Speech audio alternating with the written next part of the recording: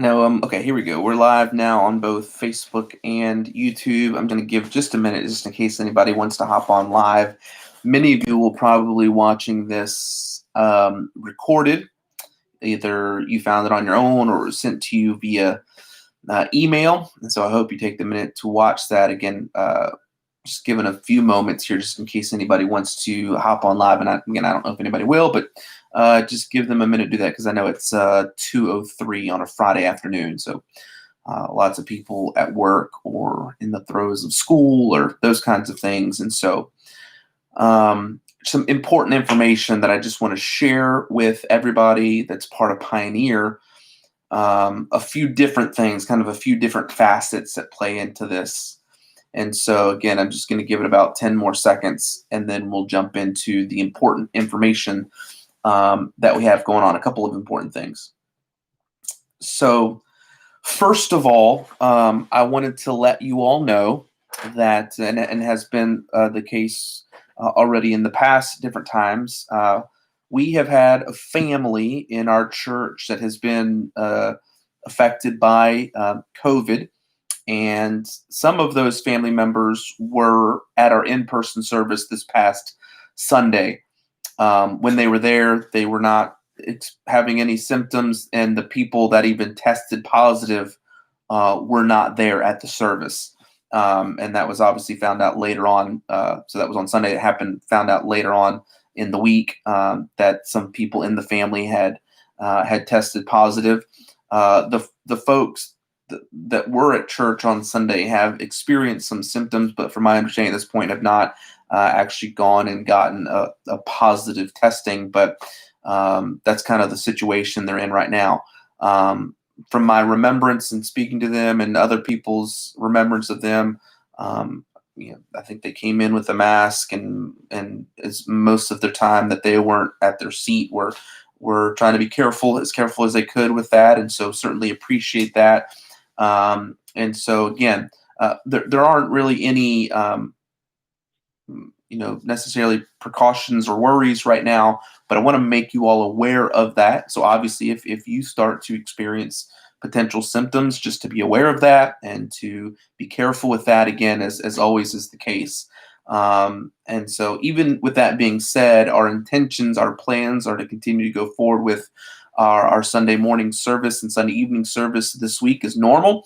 But just as a reminder, again, just as a reminder, be careful. That's why we're asking and recommending for people to wear masks, to sanitize their hands, to keep social distance, and all of those kinds of things. Another thing that was brought to light this just yesterday, and a prayer request is that Terry Cross let me know that his brother, who lives in Pennsylvania, his name is Ray, has contracted COVID and has been dealing with it for a while, but just yesterday had to be intubated, and so I believe that's the case, and so he's in ICU, and so they're in Pennsylvania. So pray for him. His name is Ray, and told Terry that I'd let the people know to pray for him. But just another thought to take into account just in this video to pray for Ray, because obviously we know as we enter into the fall and winter season, flu season, and all of those kinds of things, that there's always a potential for these things to more easily, just it's that kind of season for these things. And so just a reminder from me to you to please be vigilant, be careful, don't do something foolish or unnecessary. And I'm not saying anybody has at this point. I'm just encouraging you again, be vigilant, be on top of it, be circumspect about this for yourself and for the betterment of all of those who you're around and in your church.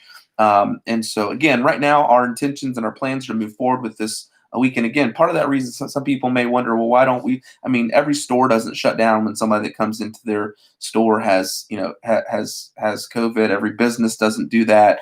I don't think at this point, there's a reason for us. We don't have an outbreak going on. We don't have any showings of, passing that among people at this point. If we ever got to that point, we certainly would have to take measures. But at this point, knowing the information that I do know, I don't think that's necessary. Obviously, we'll leave your personal attendance up to you. We have, and we've continued to do that. I encourage you to come. I would love for you to be there if at all possible. But again, we'll leave that up to each one of you. On top of that information that I've just shown or shared with you, many of you are probably, maybe some of you aren't, but many of you are probably aware of the new regulations, mandates, whatever you want to call them, that Governor Brown has put into play for starting next Wednesday. So again, that would not affect would not affect this Sunday. That goes into effect on November 18th, which is next Wednesday, and lasts for 2 weeks. And one of those things in there is a limiting for religious service and indoor gatherings to 25. Now, I want to speak to that just a little bit. I shared a video a couple weeks ago or a couple months ago. You can go back and find it on YouTube, where I shared my thoughts about the importance of us to love our neighbors and be careful, to Romans chapter 13, to be willing to submit ourselves to the governments and authorities that God has given us. But I also talked about the importance of, and if you were at our service just not too long ago, we talked about what the Bible says about politics. That one of the things that government is an institution that's been given to us by God, but its responsibility and its our following of it, what should not infringe upon the family, upon the church, upon other things. Obviously, the writers of our Constitution understood that when they said that it shouldn't interfere with the free exercise thereof. You also know, many of you know me personally and how I've led over the last couple of months, that if things were consistent across the board, that I would be very willing to follow those things.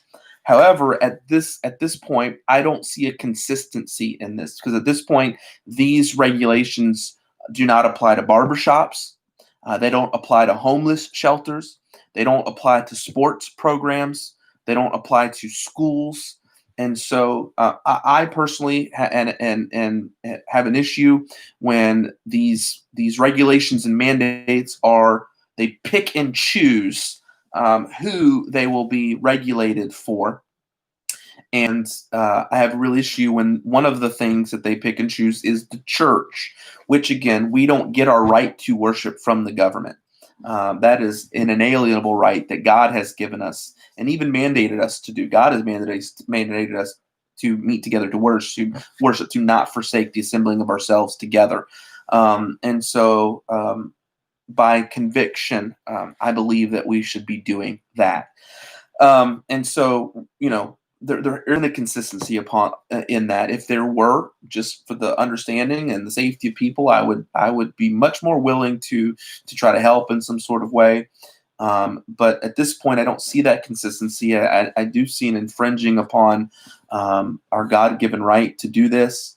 However, I also understand, and I want you to understand, mention this as well. I also understand that we're renting a facility, and I have already reached out to the Canby Grove, and and have spoken to them already. We've gone back and forth a little bit. We have not completely settled on something yet, but I told the Canby Grove, and I think the right thing for us to do is to say, hey, listen, we understand that because of your graciousness to us, we're able to meet in person, and I don't want to do anything to harm that relationship. So I told them we are willing to do whatever you would like for us to do, because we understand this is not our property, this is not our building. By your grace, we're being allowed to, and kindness to us, we're being allowed to meet here. And so I've given that right to the Canby Grove to give us some instruction there. And if they desire for us to, over the next couple of weeks, to work within that mandate, what we may do is end up going to 2 Sunday morning services that are limited, and kind of see how that goes. If not, right now, the plan and intention is to continue with just our normal Sunday services as we have. If we're good with that. So I've hesitated for just a little bit, but getting, obviously you can even hear the text right now. I wanted to be, as I have and this goes for you too. Anytime that somebody is affected by COVID within our church, I think they have a right to have their privacy that way. concerning their medical condition. So I don't ever want to throw that out there without their permission. But that was actually them responding back to me that I have their permission. And so and so I have their permission to do this. It's the McDowell family, Aaron and James and Brady and Chloe and Clara and Shauna. And so, as we know, Aaron and Brady were at church on Sunday, and they on Sunday weren't showing any symptoms. They were doing fine. I think Shauna was having some headaches and actually went to the doctor concerning those headaches. And maybe on later on in the week, maybe Monday, Tuesday, somewhere in there, I think tested positive for COVID at that time. And then James did. So 2 people that have tested positive without any doubts have been Shauna and James, who were not at church on Sunday. However, Brady and Aaron were at church on Sunday. They've obviously been around Shauna and James, and I think have potentially been showing some symptoms there. So again, that the one positive about knowing the identity, it gives you an opportunity to know how much interaction that I have with that person, and so you can be careful that way as well. And so wanted to make that known for you as well. But again, right now our intentions are to continue to move forward with our service, and obviously waiting on the Canby Grove to give some instruction on their end as well. And if anything along the way changes, I'll be sure to try to let you know as soon as possible. But I am really looking forward to this Sunday, John chapter 14. Again, what a perfect message for the time we're in right now. John chapter 14, beginning in verse 1 says, "Let not your heart be troubled." Those are the words of Jesus to his disciples, and the words to you and me. And we're going to look at them this Sunday. And then Sunday night, we're going to look at, I think, an important subject as well. What does the Bible say about gender identity? There's so much confusion about that, even amongst Christians and in the church, that I think it's an important topic for us to speak to. So we hope to see you on Sunday. If anything changes, I'll be sure to try to get on here and let you know as soon as we can. But I wanted to give you some of that information, because I'm sure anytime information like this comes out from the governor, you wonder, well, how's this going to affect us? How's this going to affect the church? And I wanted to hop on it as soon as possible. I love you. I'm praying for you. I hope you know that. And so I hope you have a great weekend, and we'll talk to you later.